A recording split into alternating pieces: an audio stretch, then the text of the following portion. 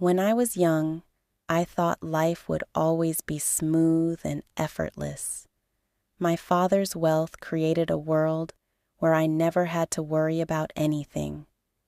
I didn't care much about studies. I didn't think about work, and the idea of planning for the future felt unnecessary.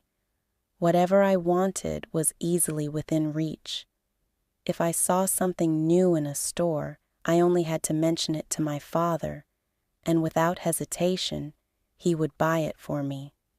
My friends sometimes warned me, telling me that life can change and that I should be prepared, but I only laughed at them. I couldn't understand why they took life so seriously. Why should I plan when my father had enough for all of us? That was my mindset, and I believed it deeply. Every day followed the same rhythm. I would wake up late, often staying in bed until someone brought me breakfast. My mornings were filled with television and endless hours of entertainment. If I felt like leaving the house, I called my friends and together we enjoyed expensive restaurants, new gadgets, and luxurious outings. We wore stylish clothes, drove fast cars, and spent money without a second thought. To me, life was like a game, and I believed I was winning it. I never questioned where the money came from or what sacrifices supported it. I lived only for the present moment. If I wanted to travel, I traveled. If I wanted new shoes, I bought them. Whenever the latest phone was released, I made sure I had it first. My father provided everything, and I never once thought about the work behind it. I didn't even ask about his business or his struggles. My comfort was all that mattered, and I believed that such a life would last forever. But then something unexpected happened. One afternoon, my father called me into his room. He sat silently, his face calm but serious. I smiled at him as usual, but he did not smile back. His eyes held a firmness I wasn't used to. For the first time, I felt nervous in front of him. He took a deep breath and said, "You're not a child anymore. You need to think about your future." I laughed lightly, brushing his words aside. "Father, why should I worry? I already have everything I need." But he shook his head and said, "You have everything because I work for it. Life is not always easy. One day, things may change." His tone unsettled me, but I refused to take it seriously. I left the room convinced that he was only being cautious for no reason. That very night, I went out with my friends again, spending freely and laughing loudly, not realizing that life was preparing to teach me a lesson I could never forget. The next morning, things began to shift. My father was waiting for me in the living room, serious again. "Sit down," he said. I told him I had plans, but he ignored my words. "You are no longer a boy. You must learn about life." I tried to dismiss him, claiming that I already knew enough, but he firmly disagreed. Then he simply said, "Come with me." Without explaining, he drove me into parts of the city I had never seen before. The streets were crowded, the buildings worn out, and the air filled with dust. He pointed to a man pushing a fruit cart and said, "Look at him. He rises before dawn, works all day, and earns just enough to feed his family. He doesn't complain, because their survival depends on him." I stayed quiet as my father's words sank in. We drove further and stopped near a small shop where an old woman sat behind a sewing machine. Her hands moved quickly, repairing clothes with steady focus. My father told me she had worked like that for decades, never earning much, but never stopping. Her face showed deep lines of age. Her hands were rough, yet she continued without complaint. Watching her stirred something in me. I had never looked at people like this, never considered their struggles. For the first time, I began to see a world beyond my own comfort. After some silence, we returned to the car, but my thoughts were restless. Images of the fruit seller and the old woman played in my mind. I realized how blind I had been, living in luxury without acknowledging the effort of others. Soon, my father stopped again, this time in front of his office.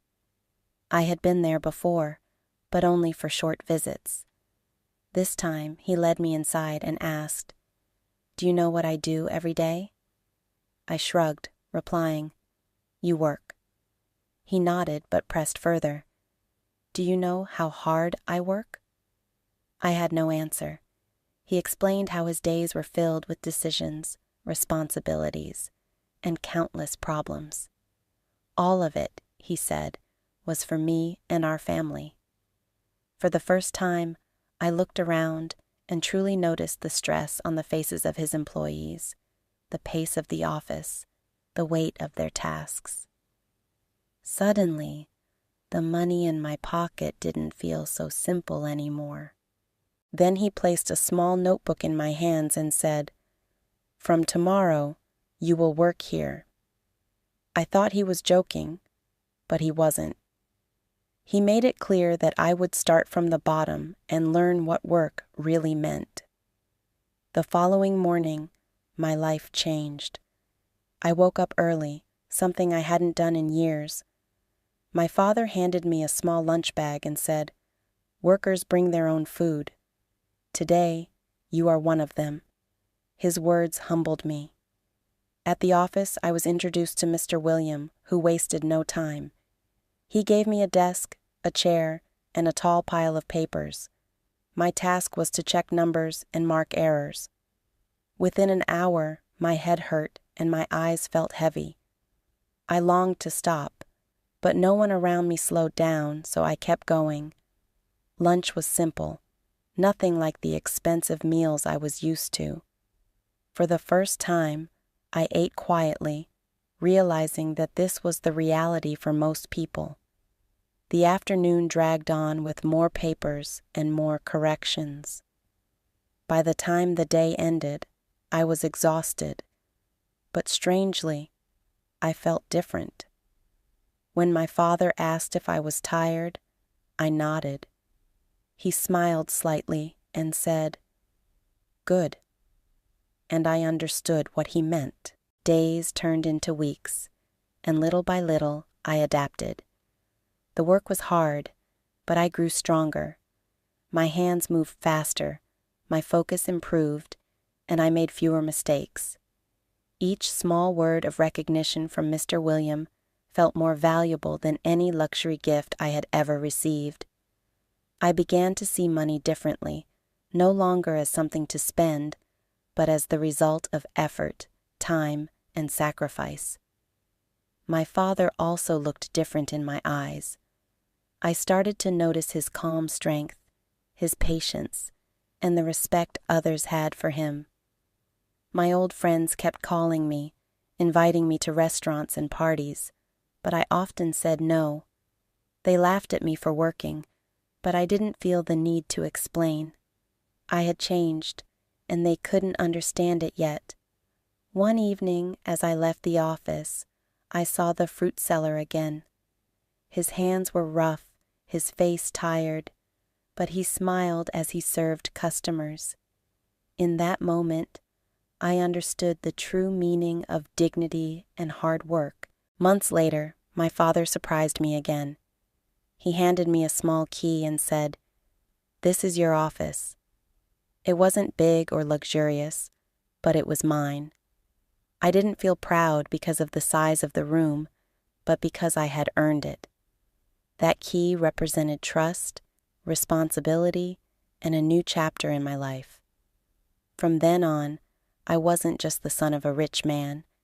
I was someone building his own path. Looking back, I laugh at the boy I used to be, the one who thought life would always be easy.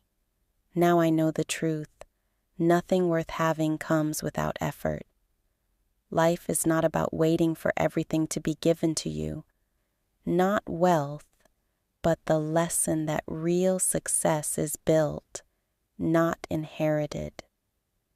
And today, I am ready for the future, not because of the money I have, but because I know how to earn it.